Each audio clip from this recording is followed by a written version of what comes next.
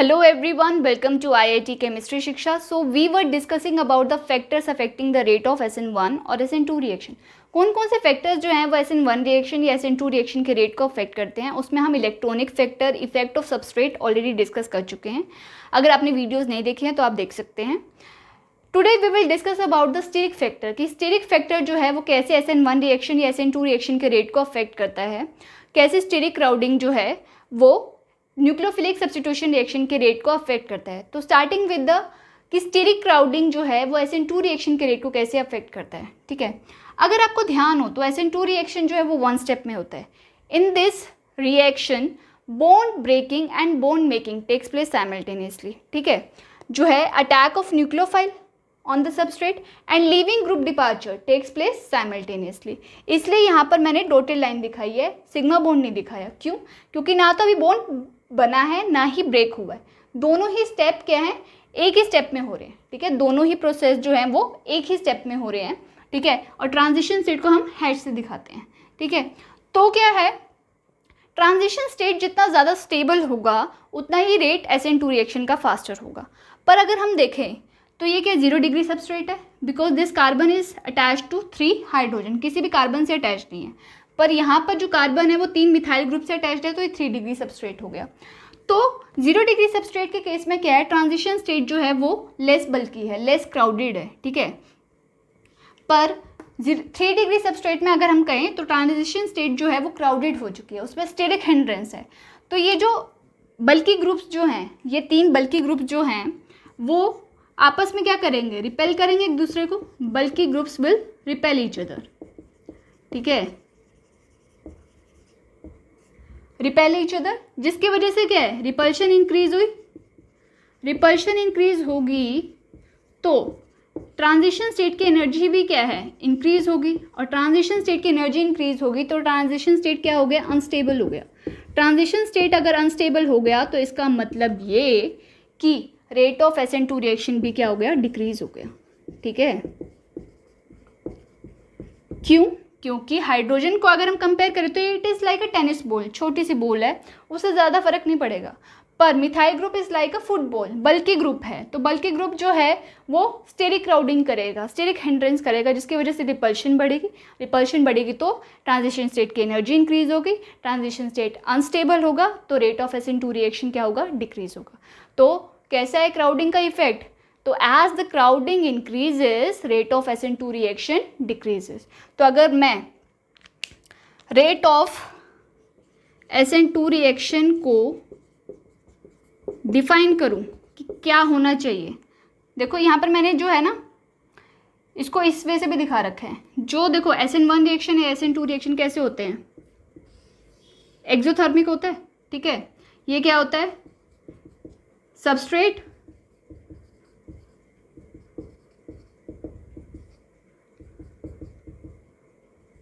ये होता है फाइनल प्रोडक्ट. एक्सोथर्मिक रिएक्शन होती है बहुत ही. ठीक है, तो ये ऊपर क्या होता है, ट्रांजिशन स्टेट. ठीक है, ट्रांजिशन स्टेट है ना SN2 रिएक्शन में, तो इसी को मैंने दिखाया है. ठीक है, ये जो नीचे वाली ट्रांजिशन स्टेट है वो किसकी है, 0 डिग्री सबस्ट्रेट की.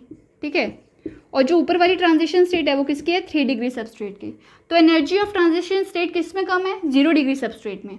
तो डेफिनेट सी बात है रेट ऑफ SN2 रिएक्शन किस में फास्टर होगा, 0 डिग्री सबस्ट्रेट में. ठीक है, तो अगर मैं रेट ऑफ SN2 रिएक्शन की बात करूं तो क्या होगा, as crowding increases rate of SN2 reaction decreases. तो फास्टेस्ट किस में होगा, 0 डिग्री सबस्ट्रेट में, देन 1 डिग्री सबस्ट्रेट में, देन 2 डिग्री सबस्ट्रेट में, एंड देन 3 डिग्री सबस्ट्रेट में. So rate, this is the rate of SN2 reaction. Clear? Now coming to the effect of branching. Branching का क्या effect होता है, ठीक है, SN2 रिएक्शन पे.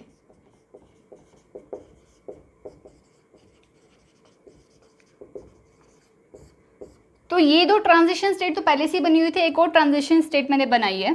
देखो ये हेलोजन जो है कार्बन से अटैच है, तो ये है अल्फा कार्बन. ठीक है, ये है अल्फा कार्बन, और ये कार्बन से नेक्स्ट वाला कार्बन क्या होगा, बीटा कार्बन. ठीक है, तो यहाँ पर क्या है, कोई भी बल्कि ग्रुप नहीं है, ए मॉलिक्यूल में कोई भी बल्कि ग्रुप नहीं है. बट बी मॉलिक्यूल में अल्फा ग्रुप पे क्या है, ब्रांचिंग है एक तरह से, ठीक है, बल्कि ग्रुप्स लगे हुए हैं ना, तो ब्रांचिंग हो गई। बट अगर मैं ये सी मॉलिक्यूल में देखूँ तो अल्फा पोजीशन पे तो कोई ब्रांचिंग नहीं है, बट बीटा कार्बन पे आए तो वहाँ पर ब्रांचिंग है, ठीक है।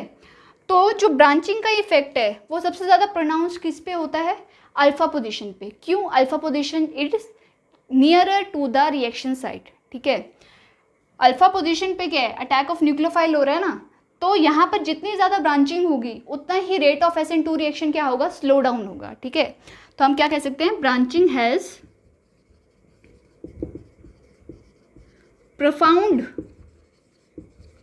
effect on alpha position,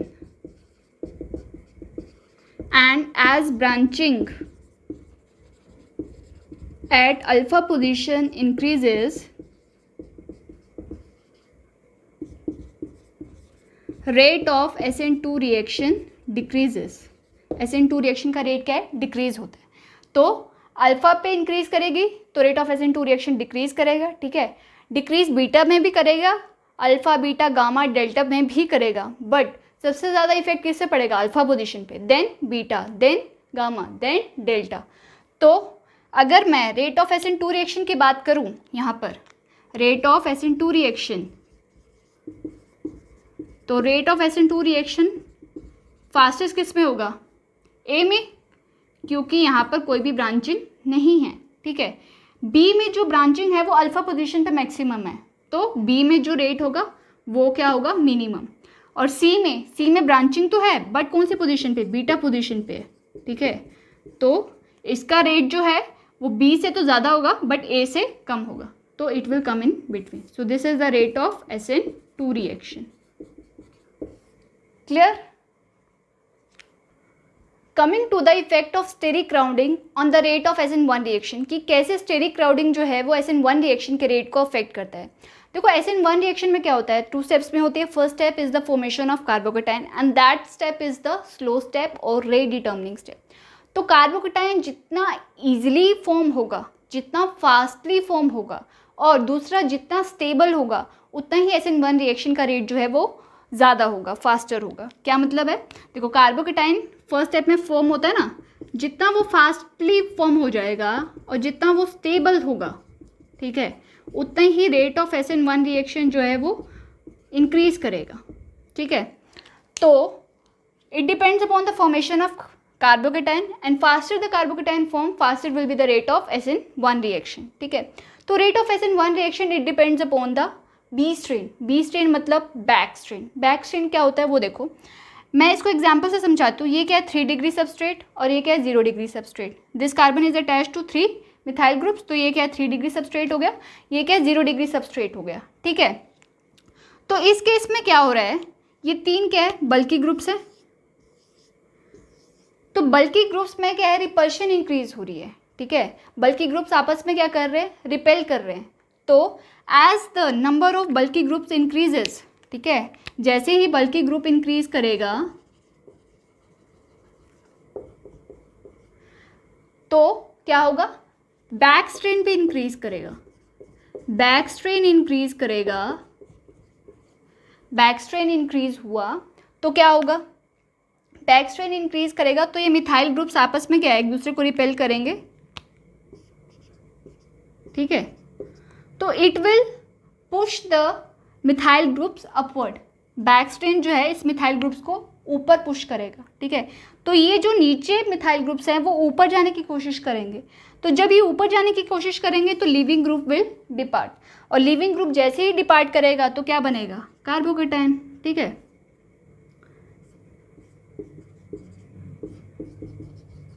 leaving group जैसे ही डिपार्ट करा वी गेट अ कार्बोकेटाइन, जिसकी क्या है, प्लेनर ज्योमेट्री होगी। और यही तो हमें चाहिए था, कार्बोकेटाइन इजीली फॉर्म हो जाए। तो एक तरह से क्या है, जितने ज़्यादा बल्कि ग्रुप्स लगे होंगे उतना ही बैक स्ट्रेन इंक्रीज करेगा। बैक स्ट्रेन जो है वो बल्कि ग्रुप्स को ऊपर पुश करेगा, जिसकी वजह से लीविंग ग्रुप जो है डिपार्ट कर जाएगा, कार्बोकेटाइन इजीली फॉर्म होगा और रेट ऑफ SN1 रिएक्शन भी क्या है, इंक्रीज करेगा, ठीक है। अगर मैं बात करूँ 0 डिग्री सबस्ट्रेट की यहाँ पर, तो 0 डिग्री सबस्ट्रेट में क्या है, यहाँ पर तो बल्कि ग्रुप्स है ही नहीं, तो बल्कि ग्रुप्स तो है ही नहीं, तो इनमें रिपल्शन तो पहले से ही कम है, ठीक है, रिपल्शन कम है तो कार्बोकेटाइन उतना ईजिली फॉर्म नहीं होगा, ठीक है, तो इनमें रिपल्शन कम है, बैक स्ट्रेन कम है, तो कार्बोकेटाइन उतनी ईजिली फॉर्म नहीं होगा, ठीक है, फॉर्म होगा नो डाउट बट उतनी ईजिली फॉर्म नहीं होगा।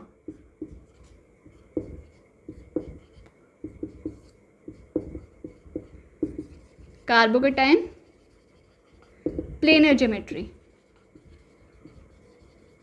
सो 0 डिग्री सबस्ट्रेट के केस में कार्बोकेटाइन उतनी ईजिली फॉर्म नहीं होता, तो जितना ज़्यादा बल्कि ग्रुप इंक्रीज हुए तो उतना ही रेट ऑफ SN1 रिएक्शन भी क्या है, इंक्रीज हो रहा है। तो अगर मैं रेट ऑफ SN1 रिएक्शन की बात करूं, ठीक है, तो क्या होगा, 3 डिग्री सबस्ट्रेट पे maximum, then 2 degree substrate, then 1 degree substrate and then 0 degree substrate.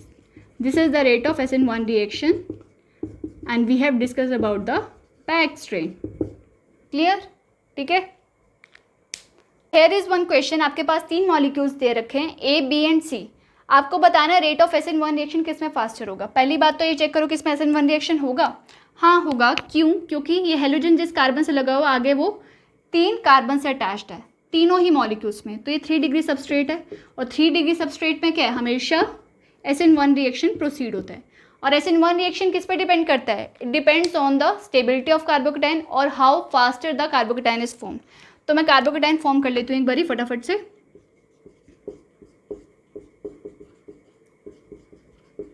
तो ये कार्बोकेटाइन फॉर्म्ड हो गया,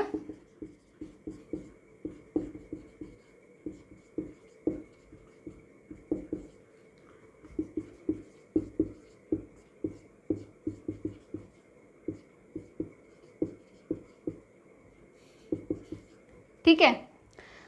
तो यहाँ पर जो रेट ऑफ SN1 रिएक्शन है वो किससे डिसाइड होगा, बी स्ट्रेन से या फिर बैक स्ट्रेन से। क्यों, क्योंकि जो कार्बोकेटाइन की स्टेबिलिटी है वो ऑलमोस्ट सेम है हर केस में, ठीक है, तो उससे तो हम नहीं डिसाइड कर पाएंगे कि SN1 रिएक्शन का जो रेट है वो किस पे डिपेंड करता है।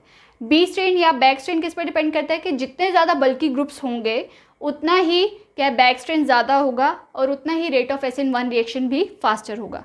तो अगर हम देखें तो यहाँ पर 3 मिथाइल ग्रुप्स हैं, यहाँ पर 2 मिथाइल और 1 इथाइल, यहाँ पर 2 इथाइल और 1 मिथाइल, तो इथाइल ग्रुप ज़्यादा बल्कि होता है मिथाइल ग्रुप से, तो मैक्सिमम बी स्ट्रेन क्या है इसमें होगा, ठीक है, और मिनिमम बी स्ट्रेन किस में होगा, इस केस में होगा।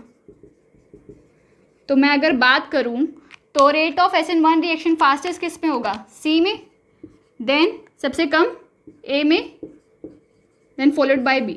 This is the rate of SN1 reaction according to B strain.